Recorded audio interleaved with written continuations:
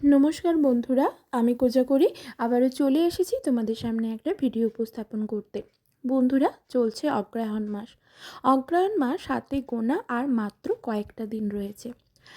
তোমার বাড়ির বাস্তুদোষ দূর করতে এবং লক্ষ্মী লাভ করতে, লক্ষ্মী তো চঞ্চলা চপলা, তাই মা লক্ষ্মীকে অচলা করে রাখতে তোমার বাড়ির মধ্যে কিনে নিয়ে আসতে হবে মাত্র এই 5টি জিনিস।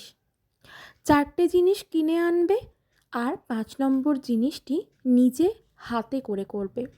খুবই সহজ এবং সরলভাবে ক্রিয়াটি সম্পন্ন করতে পারবে, যার ফলে বাড়ির বাস্তুদোষ দূর হবে। বাড়ির মধ্যে যদি কোনো নেগেটিভ অর্জার বাস ঘটে থাকে বা প্রবেশ ঘটে থাকে, সেই নেগেটিভ অর্জা দূরীভূত হবে, অর্থাৎ অলক্ষ্মী বিদায় হবে।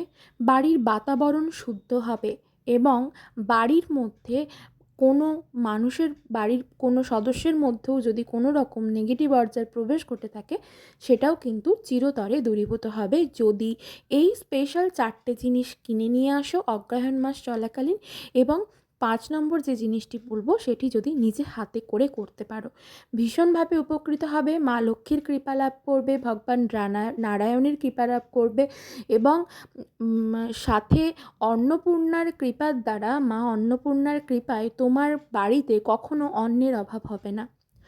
কি সেই স্পেশাল 4টে জিনিস অবশ্যই জানাবো বন্ধুরা। তবে চলো তার আগে আমার চ্যানেলের ইন্ট্রোটা দিয়ে ফেলি। যারা ইউটিউব থেকে দেখছো তাদেরকে জানাই আমি ওমের মা চ্যানেল থেকে সবাইকে সুস্বাগতম।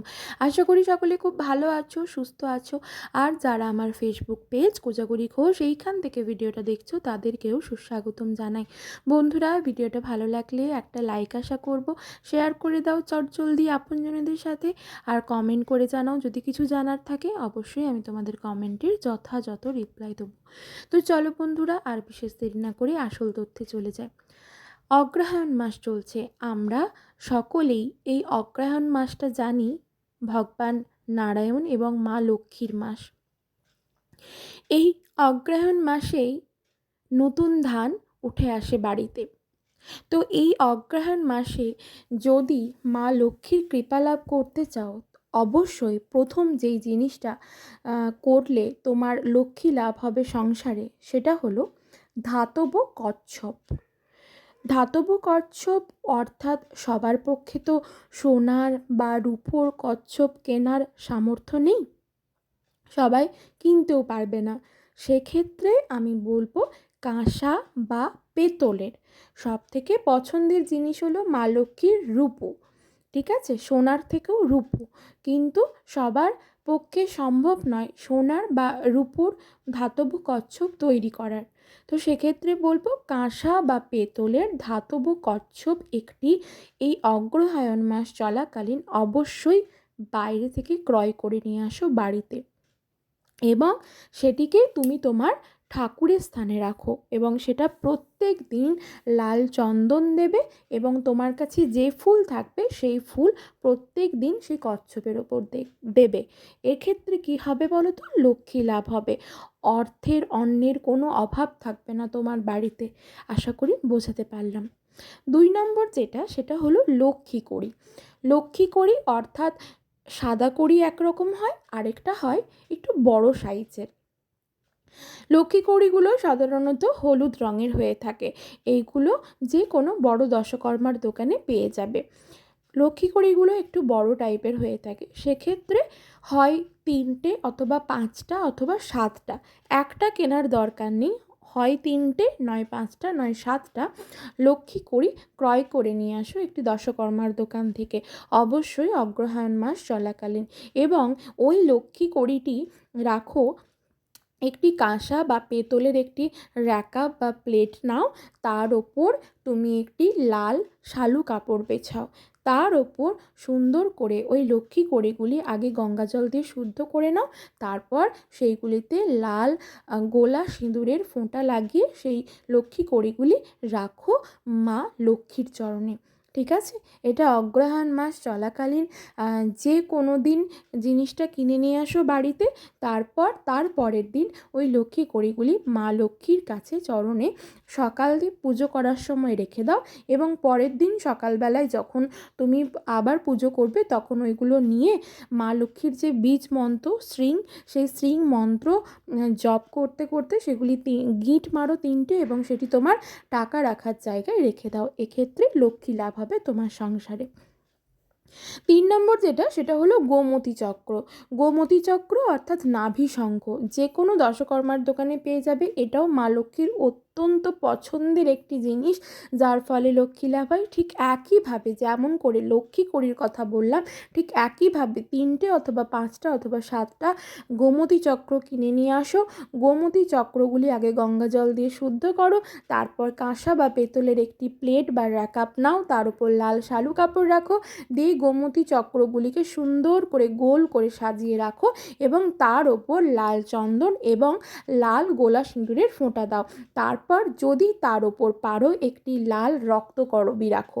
রক্তকরবী ফুল মা লক্ষ্মীর অত্যন্ত পছন্দের, যদি সম্ভব হয় ওই ফুল দাও, নচেত একটি জবা ফুল। মা লক্ষ্মীর কিন্তু পছন্দের ফুল হলো জবা আর রক্তকরবী এবং পদ্ম। ঠিক আছে, এই 3টে ফুলের মধ্যে যে কোনো একটা ফুল দাও। তারপর তোমার মনস্কামনা জানাও, মা লক্ষ্মীর এটা চরণের কাছে রাখো। মনস্কামনা যে কোনো হতে পারে, বাস্তুদোষ দূর, ঘরের মধ্যে নেগেটিভ অর্জা দূর করা, ঘরে পজিটিভিটি আনা, বাড়ির বাতাবরণ শুদ্ধ করা, কিংবা অর্থ সংক্রান্ত কোনো সমস্যা, যে কোনো কিছু হতে পারে। ঠিক আছে, এই মনস্কামনা রেখে মায়ের কাছে চরণে ঠিক একইভাবে রাখো। এটা অগ্রহায়ণ মাস চলাকালীন যে কোনো দিন কিনে নিয়ে আসো, এবং অগ্রহায়ণ মাসে যেদিন নিয়ে আসবে তার পরের দিন এই ক্রিয়াটি করে একটানা 24 ঘন্টা ওটি মা লক্ষ্মীর চরণের কাছে রাখা থাক। তারপর ঠিকঠাক জিনিসটি তুলে নিয়ে মা লক্ষ্মীর যে বীজ মন্ত্র শ্রিং শ্রিং শ্রিং শ্রিং এইভাবে বীজ মন্ত্রটি জপ করতে করতে ওই লাল শালু কাপড়টি গিঁট বাঁধো, 3টে গিঁট বাঁধবে। গিঁট বেঁধে ঠিক একইভাবে তুমি যেখানে টাকা রাখো সেই টাকা রাখার জায়গায় রাখো, এবং প্রত্যেক দিন ঠিক একইভাবে ওই লক্ষ্মী কড়িকে এবং গোমতী চক্রটিকে প্রত্যেক দিন সন্ধেবেলায় প্রদীপ এবং ধূপ দেখাবে। ঠিক আছে, আশা করি আমি বোঝাতে পারলাম। এই ক্রিয়াটি করে দেখো, দেখবে লক্ষ্মী ভাব কখনোই হবে না, সংসারে লক্ষ্মীর অভাব থাকবে না কখনো। মা লক্ষ্মীর কৃপাদৃষ্টি পড়বে তোমার সংসারে, এবং মা লক্ষ্মী নারায়ণের কৃপায় তোমার বাড়িতে কখনো অন্ন অর্থের অভাব হবে না। 4 নম্বর যেটা, সেটা হলো ঠাকুরের বাসন কিংবা ঠাকুরের অলংকার। এক্ষেত্রে ঠাকুরের অলংকার যদি সোনার রূপোর কেনা সম্ভব হয় তো কেন, সবার পক্ষে তো সম্ভব নয়। সেই জন্য আমি বললাম যে ঠাকুরের অলংকার অথবা ঠাকুরের বাসন। ঠাকুরের বাসন সবাই আমরা কিনতে পারি। এই অগ্রহায়ণ মাস চলাকালীন তোমার ঠাকুরের জন্য বা তোমার যিনি ইষ্ট দেবতা তাকে তুষ্ট রাখার জন্য তুমি কি করবে, তোমার বাড়ির মধ্যে ঠাকুরের বাসন কিনে আনবে অগ্রহায়ণ মাস চলাকালীন।